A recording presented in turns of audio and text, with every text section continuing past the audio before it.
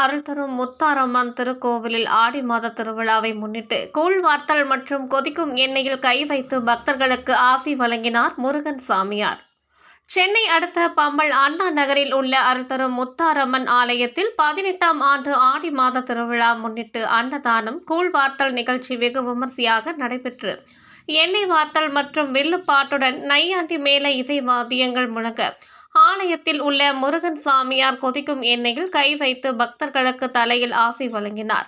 இந்நிகழ்ச்சியை காண அப்பகுதியை சுற்றியுள்ள ஏராளமான பக்தர்கள் கலந்து கொண்டு ஆசி பெற்று அம்மனை தரிசனம் செய்தனர்.